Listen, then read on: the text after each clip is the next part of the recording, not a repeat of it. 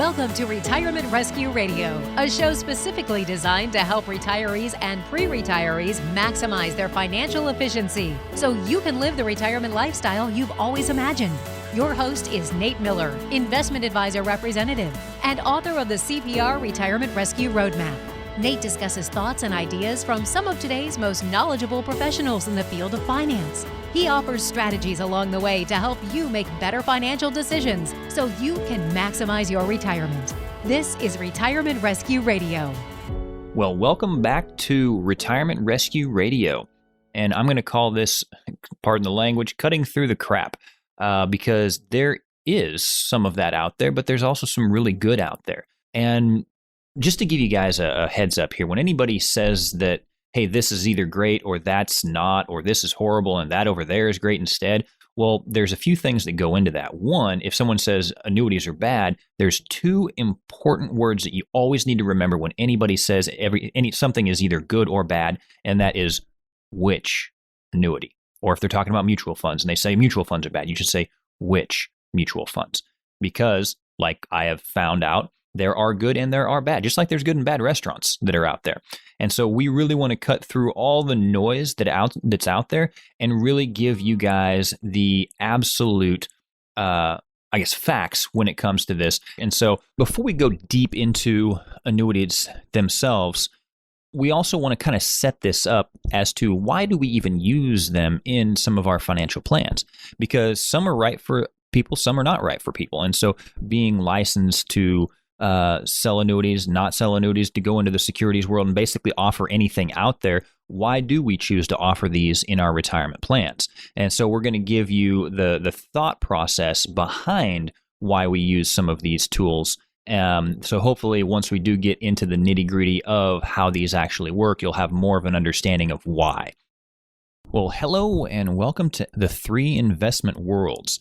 What I want to do with this one, the Three Investment Worlds, I believe it really does a good job of outlining all of the different types of investments that are available, or just all the different areas that you can put your money, period, and how each one of them perform, the features, the benefits. And so when you fully understand these, and this Three Investment Worlds, I believe, does it in such a simple way that it is easy to understand. Once you can understand things in simple forms, then it helps you understand where your money should be and, more importantly, why it's there.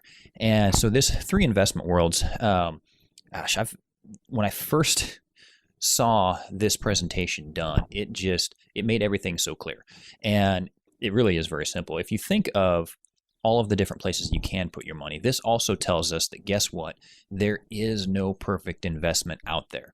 There is always going to be something that we do not like about some certain type of investment. For example, we all love the amount of money that you can make in the stock market. What we don't love, especially as we get closer to retirement, is the risk associated with it. And so there's a little bit of that trade-off.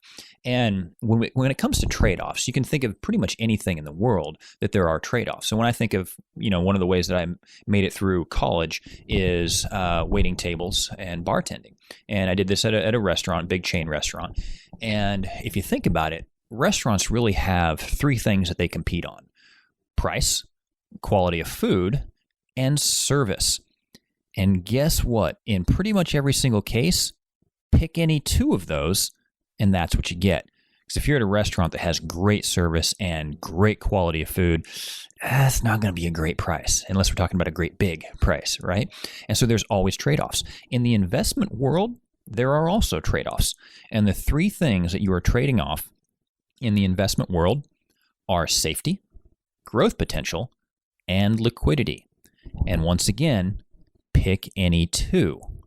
And so what we're going to do is we're going to start off, if you can think of three circles, and that's why we call these worlds. And I'll have basically, I guess, a PowerPoint or a PDF of the end result here in the show notes. But if you think of three different circles, and each one of these worlds, investment worlds, if you will, from left to right, all the way over to the left, that's where you're going to have what we call, well, at least what I call, your guaranteed world, or your principal protection world. And this is going to be the banks. They have your checking accounts, savings accounts, CDs, money market accounts, insurance companies have fixed annuities in this category, and then and then the government has Treasury bonds and whatnot. So what we know about this area, this world, is your principal is guaranteed. Everything's known about this. You know you can't lose money if the market were to go down.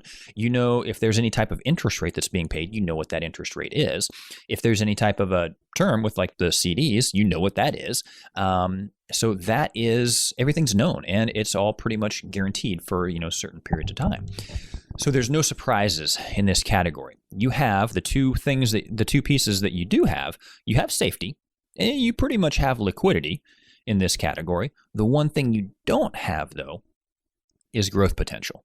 I mean, honestly, over the next 12 months, you can probably expect anywhere from 1% to 2%, maybe 2.5%. I think I've seen some CDs that are 2.75, but those aren't one-year CDs. Those are only if you go further than that, and so that takes away the liquidity part. So if we're thinking for a year term, maybe 1% to 2% is really kind of what we're looking at for possible interest rate in this world, in this category. Hey, podcast fans. If you're ready to take the next step towards securing the confident retirement you've always wanted, then stop by retirementrescueradio.com. You have 3 options to get started. If you want to stay on top of current retirement trends or other fun retirement topics, you can sign up for my News You Can Use email newsletter, where I offer up updates on the market, trending articles on retirement from professionals in the field, or just fun things that can make your retirement more fulfilling. I'll send it directly to your inbox every single Monday.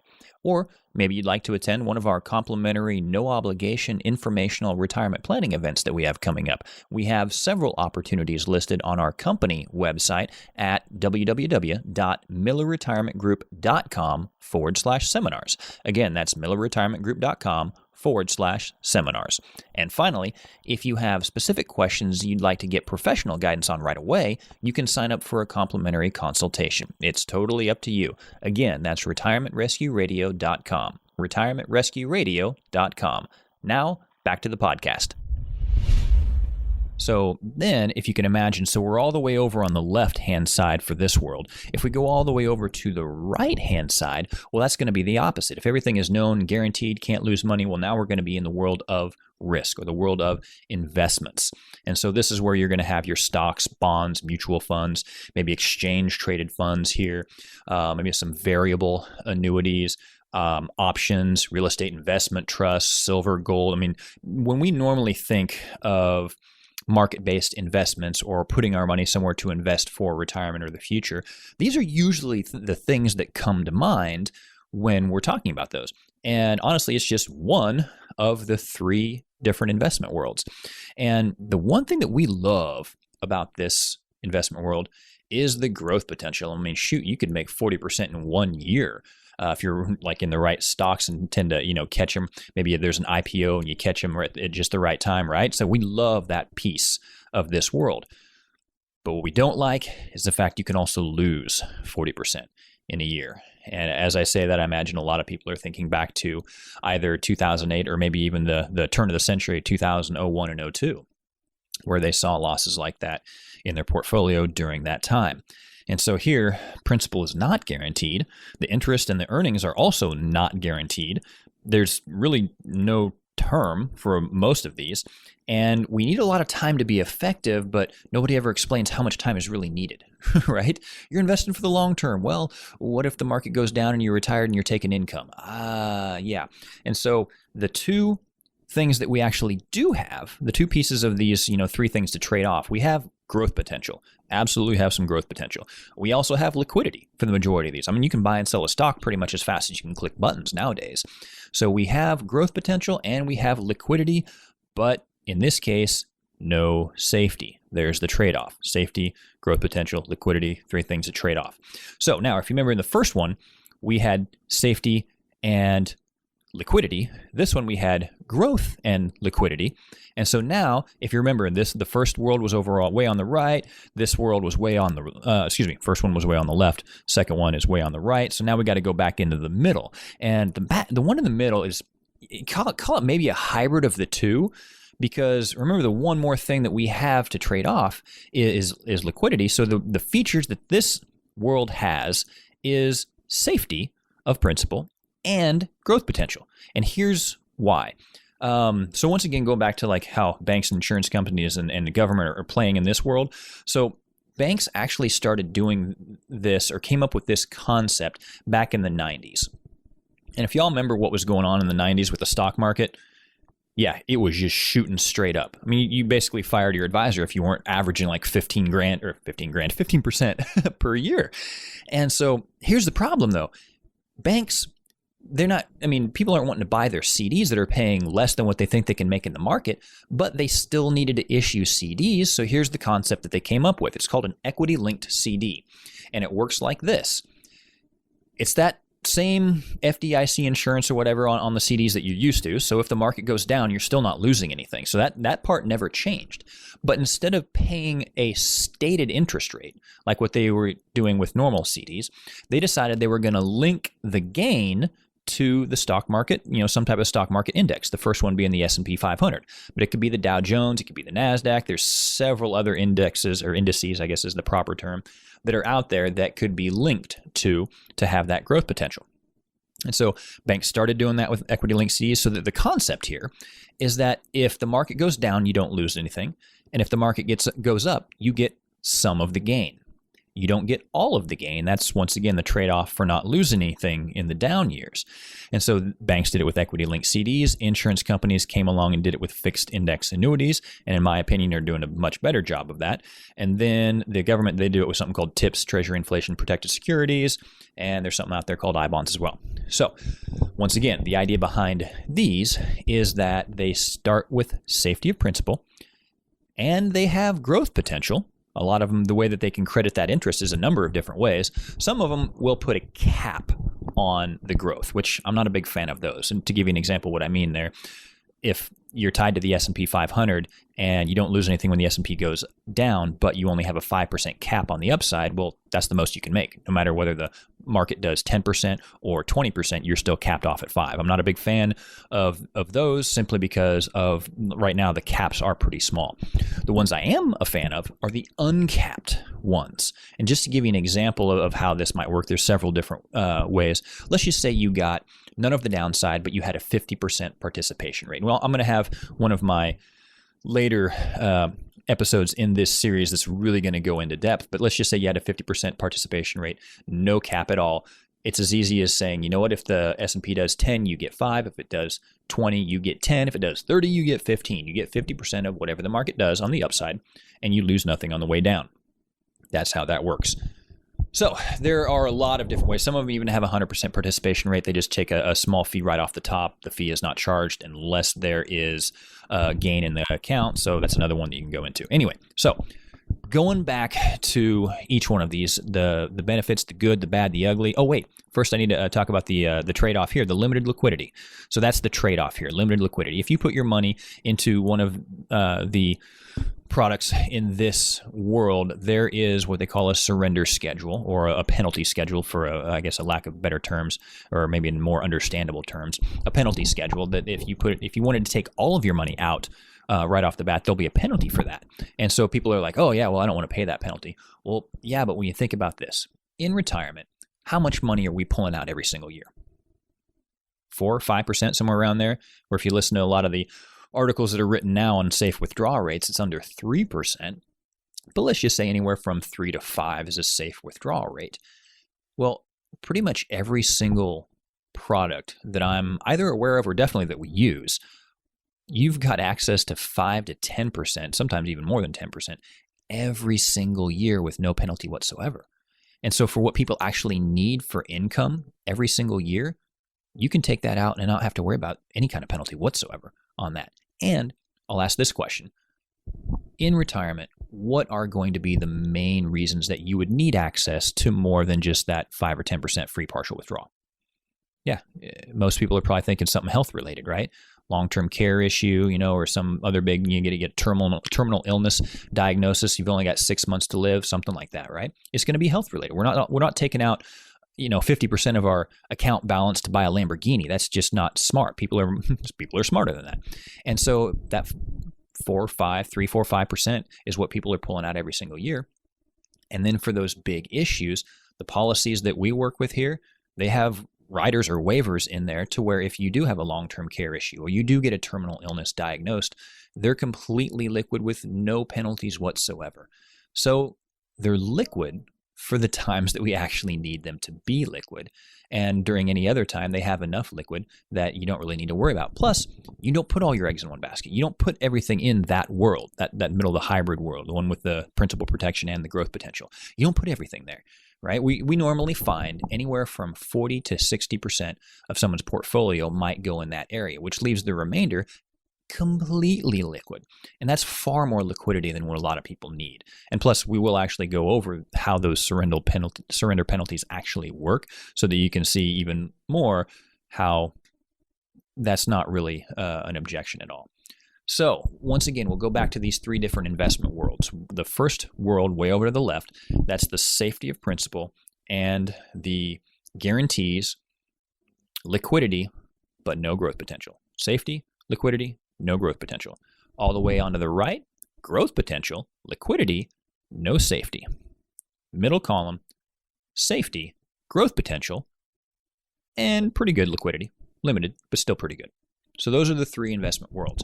And from that simple explanation and understanding how each one of those worlds work, when you start thinking of something called the rule of 100, which when you start getting towards retirement, the rule of 100 is kind of a guideline on how much money you want to have safe so that if a big stock market decline like 2008 happens again, you know there's at least a portion of your money that is completely insulated from that market downturn. And the rule of 100 says that 100 minus your age is the most money you should have at risk. 100 minus your age is the most money you should have at risk. So if you're 60 years old, that means you should actually have 40% at risk. Or said another way, whatever your age is, that's what you should have safe. Now, everybody's situation is going to be different. This is, in my opinion, a good jumping off point to find out if you are like a lot of the plans or the accounts that we see when we run our resuscitation report and actually analyzes people's portfolio for risk. We're finding that a lot of people are 70, 80, sometimes 90, 95% at risk, meaning really the only thing that we see a lot of people that have safe is this what they got sitting in the bank, and that's it. And the concept of rule of 100 is pretty easy to understand. You know, whatever your age is, that's what you should have safe, or 100 minus your age is what you should have at risk. That's easy to understand. Where we find people have an issue is actually understanding which investments really are safe. And I blame us. I blame the financial advisors, the financial industry on that, because I know financial advisors use words like, we've got you invested a lot safer now, and yet you might still be 100% at risk in the investments that they are talking about. There is no safety except for maybe the 1 or 2% that they have you sitting in cash. That's it.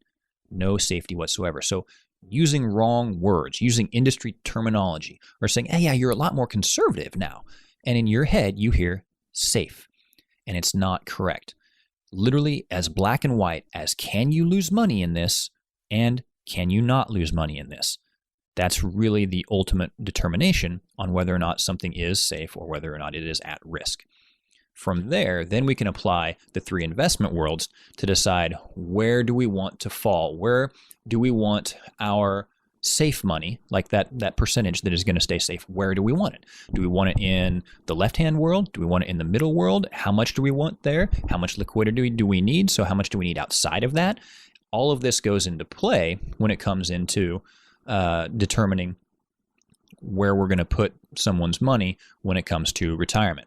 So once again, we want to take a fair and balanced approach at where stuff is going to go. But when I say fair and balanced, what I mean is we're going to put something where it needs to go based off of what it does better than anything else. And I've got another advisor that has a podcast I listen to quite a bit, and he has said it very, very, very well. We don't get mad at screwdrivers because they do a horrible job pounding in nails. We utilize the tools for what they're made for. And when we think back in, what was it, the 70s and 80s, where, you know, CD rates were huge. They were really, really high. And so they worked out really, really well. Well, then in the 90s, actually like latter part of the 80s and 90s, when the stock market was just shooting up, that was the best place. Well, the landscape has changed again to where neither of those are a really good spot for a lot of long-term money, simply because of the risk associated with it. Now I'm talking for retirement. If you're 20 or 30 years old, and maybe you can kind of, just tune that part out. But in retirement, where you're looking to live off of your money, you can't afford to have huge losses in those latter years, because that will wreak havoc on your retirement. So normally what we see when we have people trying to do that dance of how much money do I want safe and how much money do I want at risk, they're usually in the far right and the far left worlds, and they've kind of forgotten about the middle, or they just weren't aware that the middle one even existed. And they're 100 miles an hour over on the side that they've got allocated to risk, and of course they're at a dead stop on the account side where they've got everything safe. I mean, I've actually working with a couple that had over $1.5 million in annuities, in CDs, $1.5 million in CDs, and the interest rate that they were getting, the aggregate of all of those, was less than 1%. Less than 1%. And then when you add the fact that they're paying taxes on that every single year as well, their after-tax return was even less than that. So they were 100 miles an hour on the risk side and at a dead stop on the safe side, because that's all they knew about. That they didn't know about everything else that was out there. And that's why when we've got a toolbox that has literally every single tool in it, we're not partial to any one tool. We're just going to find the best one for the job. So thanks for listening, and we look forward to seeing you join us for another episode of Retirement Rescue Radio. Thanks for listening to this episode of Retirement Rescue Radio.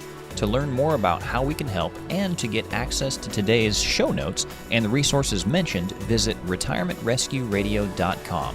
Again, that's retirementrescueradio.com. Also, if you liked what you heard, please consider hitting the share button and share this podcast with a friend. The more people that share this podcast, the more people we will reach. If you found this information helpful, you can bet that there are many more people that need to find us. It's up to you to help. Also, if you have any questions that you would like to have answered on the show, or ideas for show topics, or even ideas for guests that you would like to hear on the show, simply drop us an email at asknate@retirementrescueradio.com. Again, that's asknate@retirementrescueradio.com.